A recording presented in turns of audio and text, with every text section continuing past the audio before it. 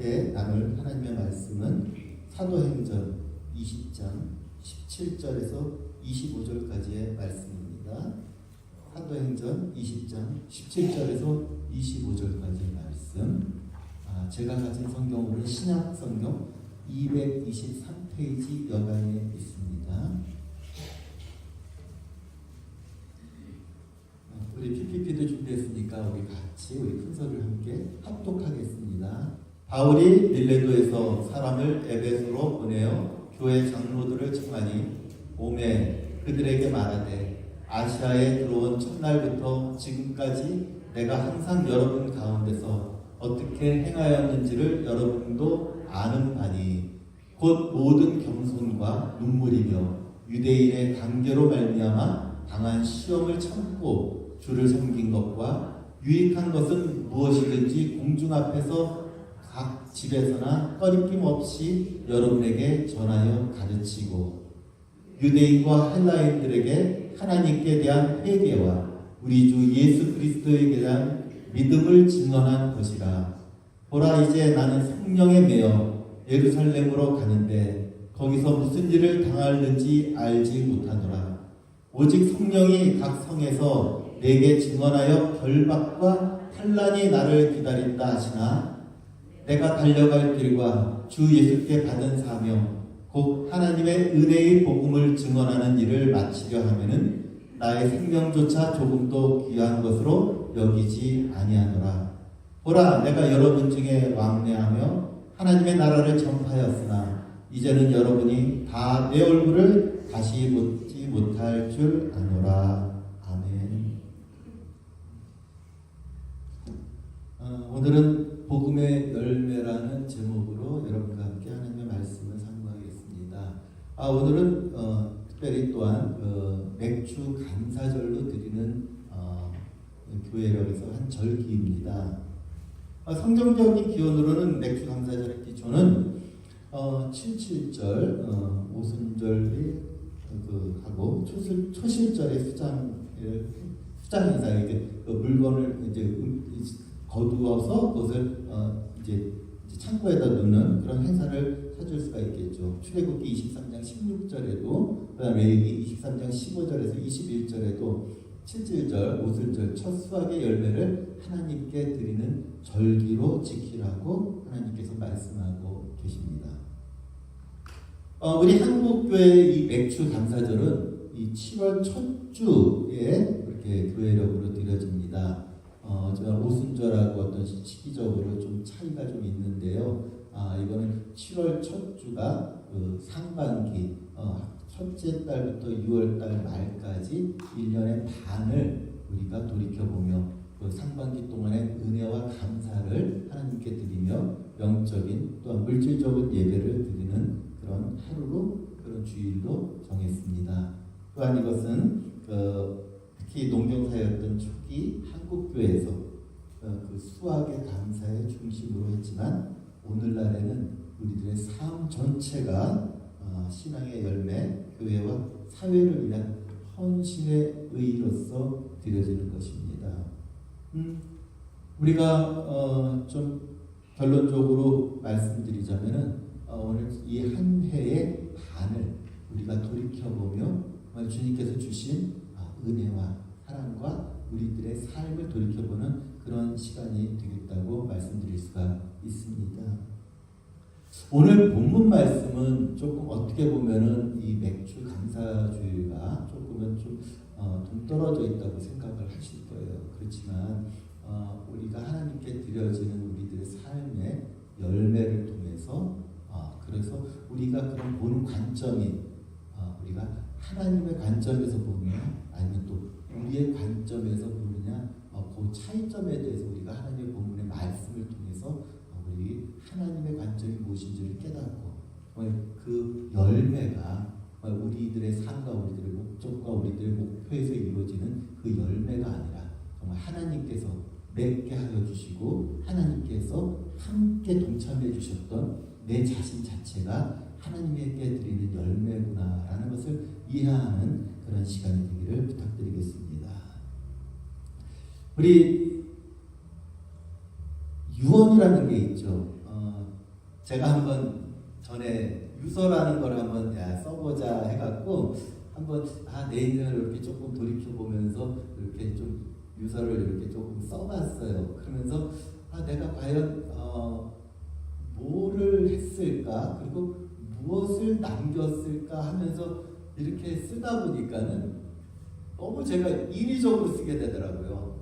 얼마나 멋있게 할까, 얼마나 좀 내가 이 인생에서 맺었던 어떤 결과라든지 이루었던 성취라든지 그걸 어떻게 하면 부각시킬까 하는 좀 그런 좀 어리석은 생각을 좀 했었던 것 같아요. 그래서 며칠 지나고 이렇게 쳐다보니까 너무나 부끄러워서 아예 싹싹 지워버리고 아예 없애버렸던 기억이 납니다. 아마도 제가 현재까지 살아있기 때문에 어떤 유서나 유언이 조금은 무의미한 거일지도 몰라요. 하지만 우리 성경 말씀에 유언적인 그 마지막 이 말씀, 고별설교라는 게 좀 이렇게 찾아보면 성경에 나와 있습니다.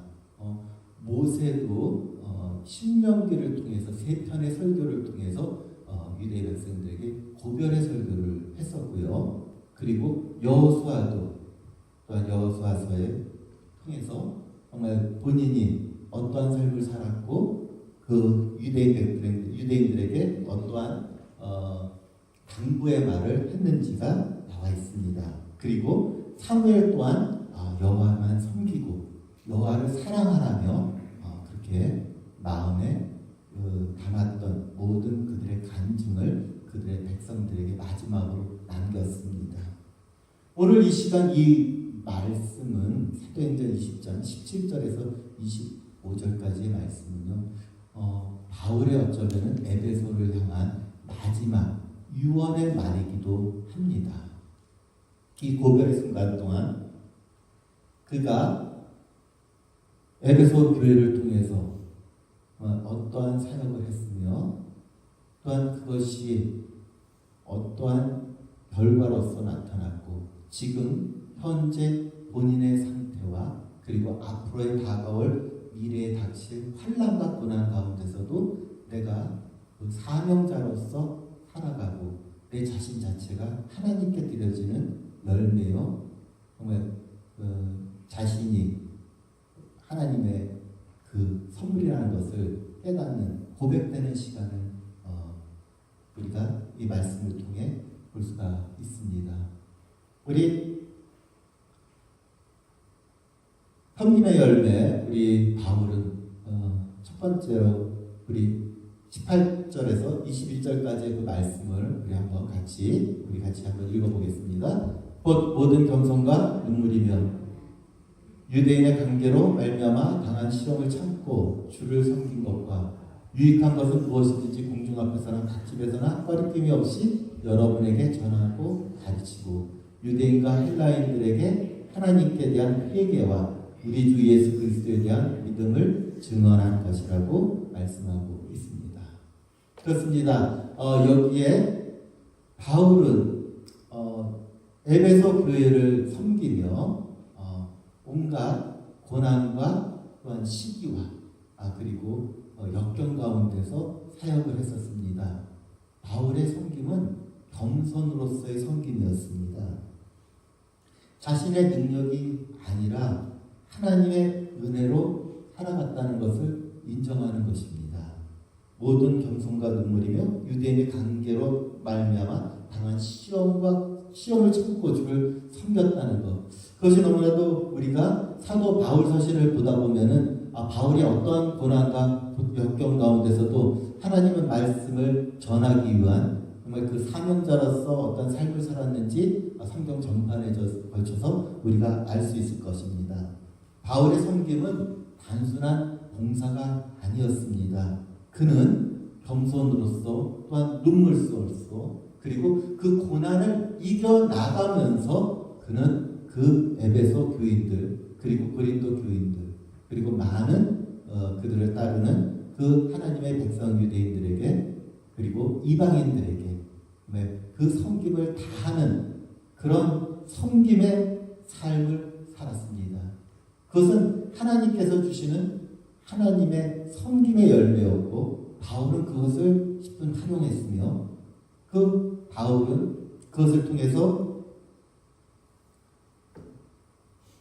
지금도 우리들 이 성경을 통해서 우리가 정말 이 참된 헌신이 무엇인지를 우리가 깨닫게 되는 그런 말씀을 전하고 있는 것이죠. 과연 우리는 이 말씀을 통해서 섬김의 열매 가운데 나는 과연 누구를 섬기고 있는가? 나는 지금 현재 그 복음에 시작된 참된 헌신이 무엇인가를 깨닫는 귀한 시간이 되기를 바랍니다. 나는 과연 누구를 섬기고 있는가? 나는 또 다른 목적과 아니면 또 다른 나의 어떤 그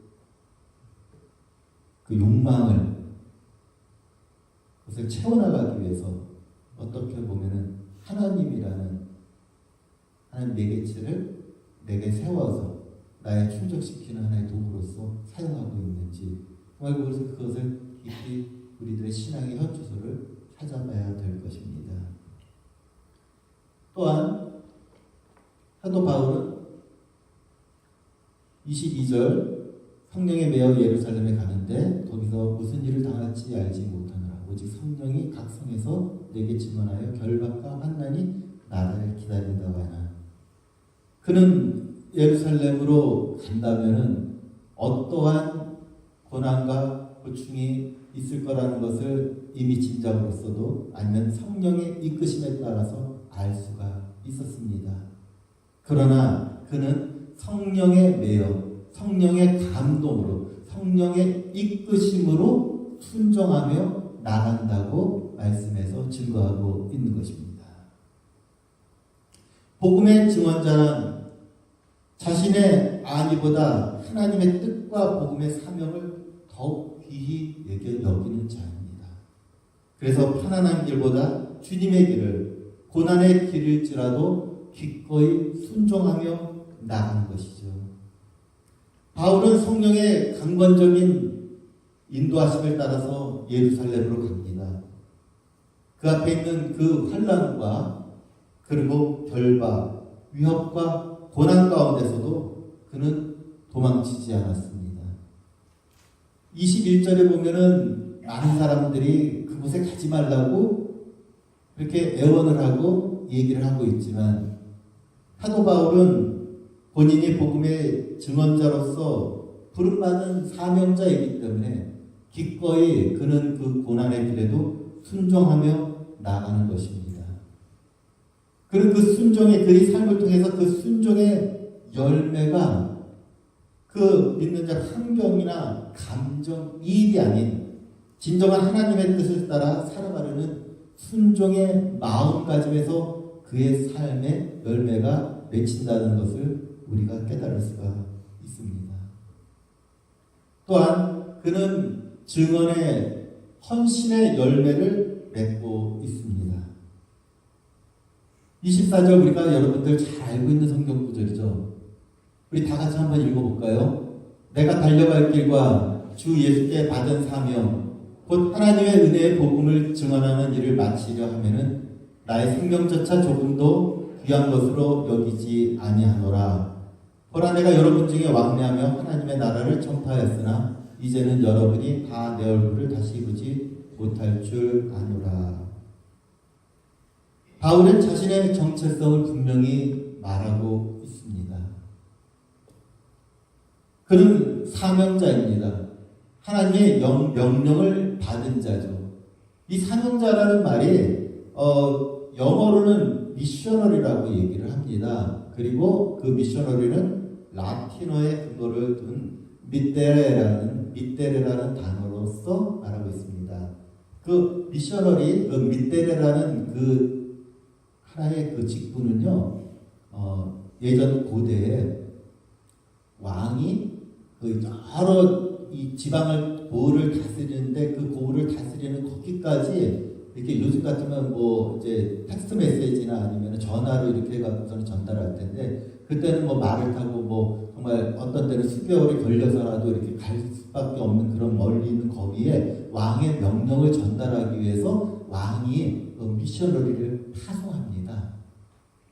그러면 그 왕이 파송한 그 미셔너리는 그 각 지방을 가서 돌면서 왕의 말씀을 전달하고 이렇게 행하라고 지시를 내립니다. 그것이 현재 우리 기독교에 있어서는 그 사명자, 하나님의 명령을 받은 자이고 하나님의 말씀의 그 명령을 다른 사람들에게, 다른 이들에게 전달하는 그러한 그 역할을 감당하는 그 미셔너리, 이 사명자라는 그 단어가 바울의 그 정체성에 숨어 있고 맺혀져 있습니다. 또한 그는 증언자로서의 삶을 살렸습니다. 마르티스라는 헬라어 단어는 이게 영어로는 마르더라고 하는 순교자라는 의미로서 변하게 되었죠. 결국 12명의 제자들과 많은 수많은 예수 그리스도를 믿고 그것을 전파하는 가운데 핍박을 받고 죽은 그 자들을 우리들은 순교자라고 말하고 있습니다. 그 순교자들은 어떠한 사명을 갖고서는 순교를 했을까요?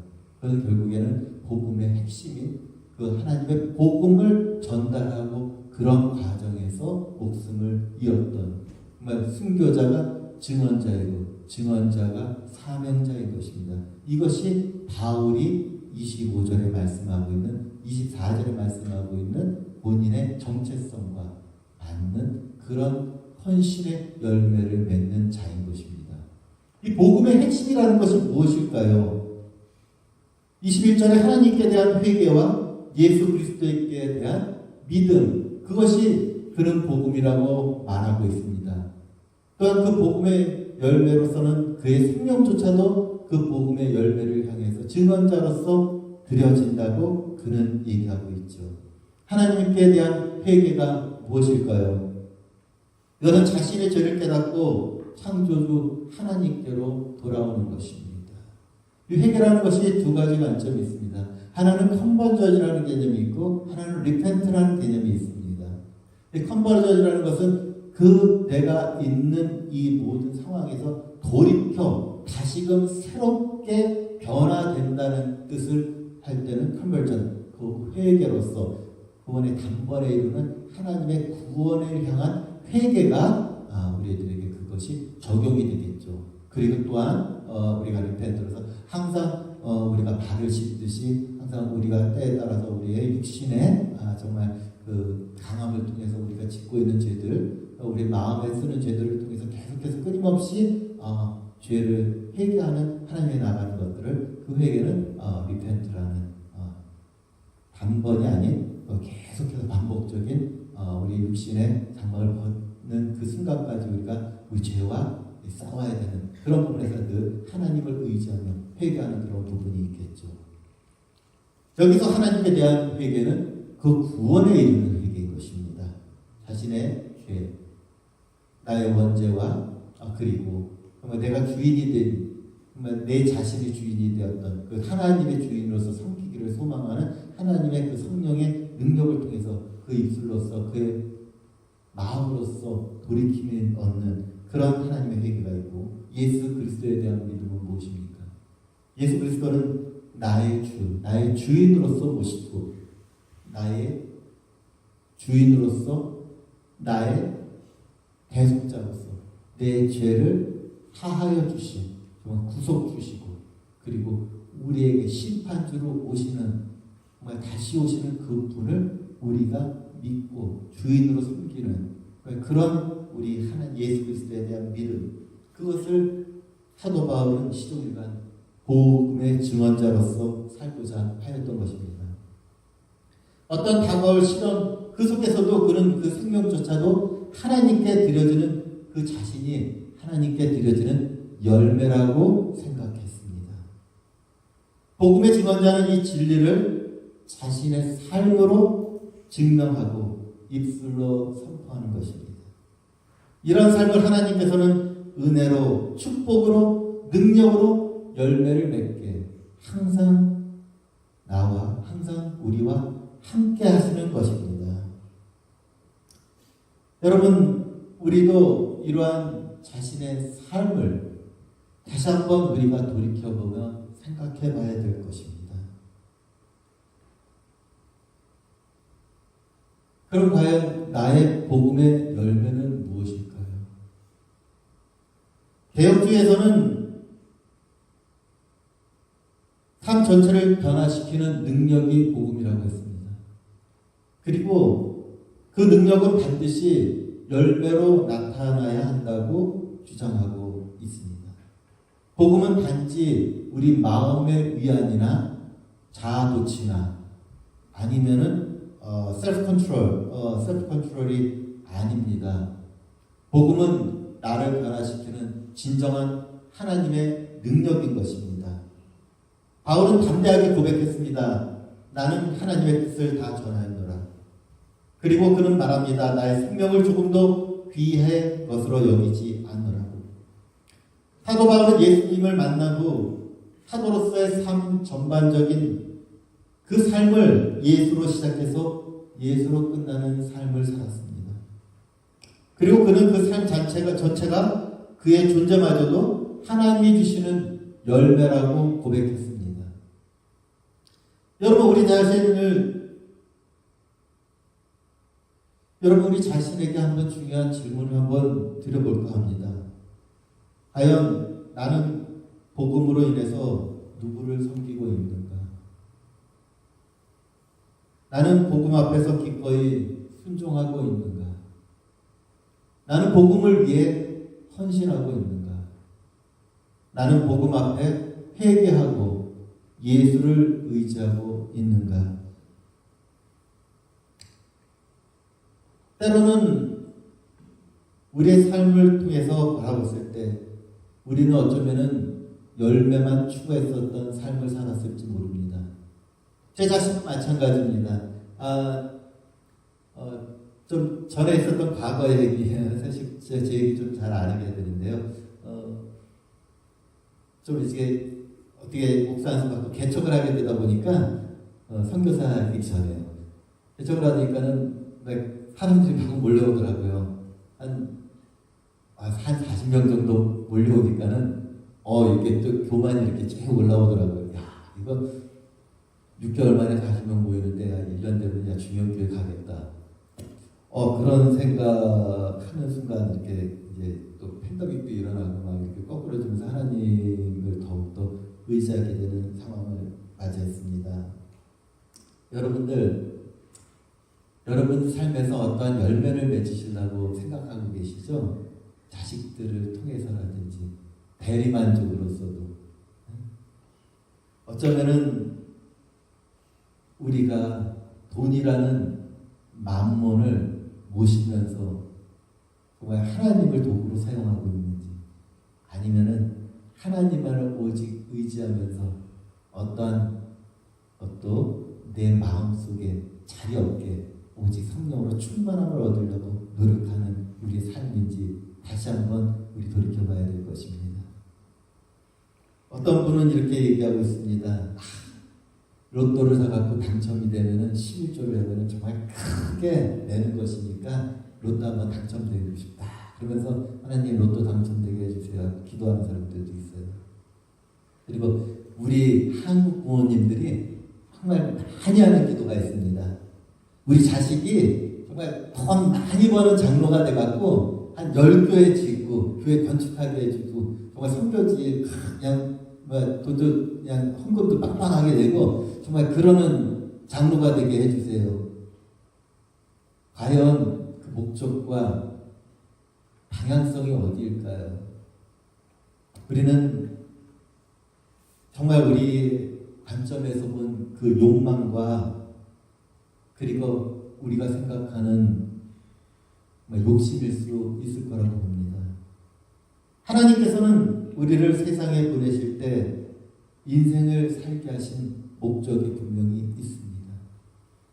때로는 우리가 부모를 통해서 아주 어렸을 때부터 신앙을 갖고 부모의 신앙을 물려받은 사람들도 있을 것이고 때로는 성장하면서 하나님을 인격적으로 만나고 그 순간부터 또 하나님을 의지하며 성도로서의 삶을 살아가는 분들도 계십니다. 정말 우리가 하나님께서 그렇게 이끌어 주시고 너는 내 것이라고 취하신 그 이후부터 과연 우리들의 삶의 목적과 방향성은 어디였을까요?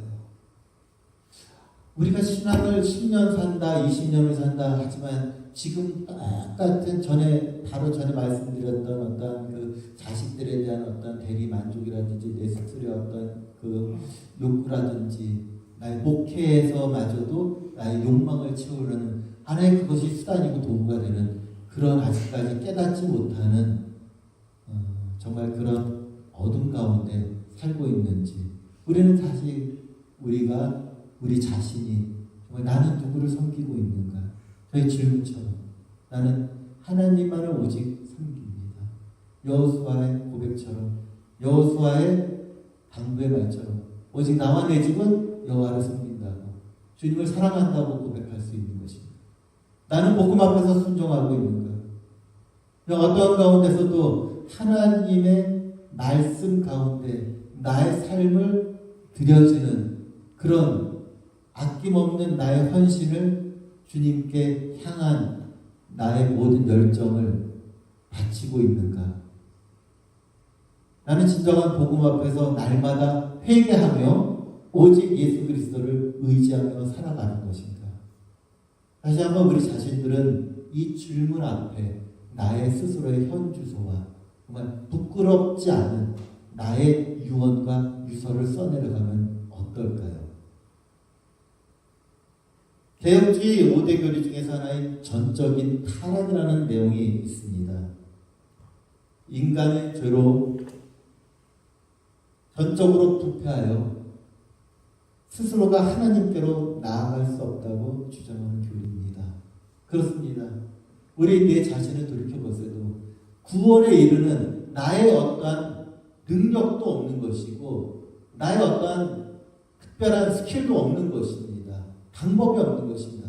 오직 하나님께서 주시는 정말 그 은혜를 가진 것만이 오직 내 스스로가 돌이킬 수 없는 그 죄의 파멸에서 구원받을 수 있는 하나님의 은혜라는 것입니다. 구원의 주체이시고 만유를 주관하시는 하나님의 시선이 내가 가지고 있는 돈이 아니라 내가 가지고 있는 어떤 사역의 열매가 아니라 내가 가지고 있는 어떤 직장의 열매가 아니라 바로 내 자신, 나를 빚어주시고 나를 조성하여 주시고 나를 이끌어 주시고 나를 나에게 만들어 주신 하나님의 열매라는 것을 우리 시간 여러분들께서는 본인 스스로가 하나님, 내 자신이 하나님의 열매입니다.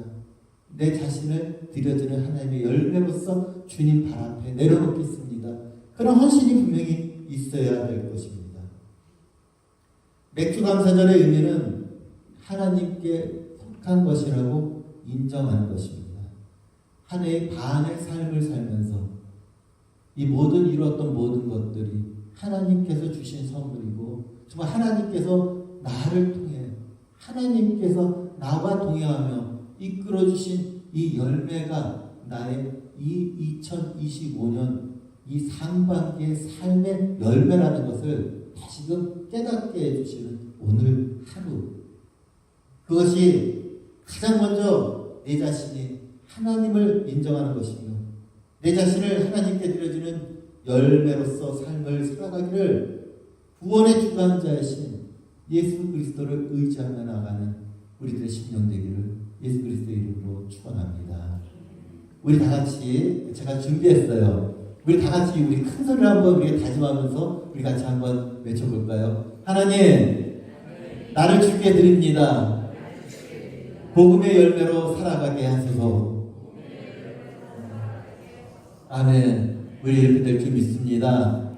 사도 바울처럼 정말 헌신의 열매, 순종의 열매, 정말 그리고 노력하는 우리들 되기를 우리 예수님의 이름으로 축복합니다.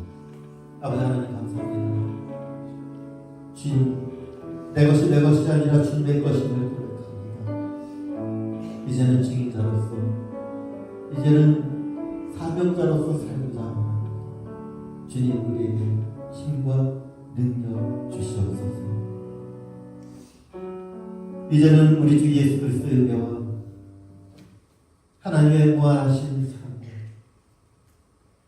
성령님의 감화가 공유로 교통케 하시니 이 시간 사도 바울의 삶을 통해서 우리들의 삶을 다시금 돌이키며 헌신된 삶으로, 순종된 삶으로 증인으로서 삶을 살고자 하는 고개 숙인 송환교회 성도들 모두에게, 그의 가정에,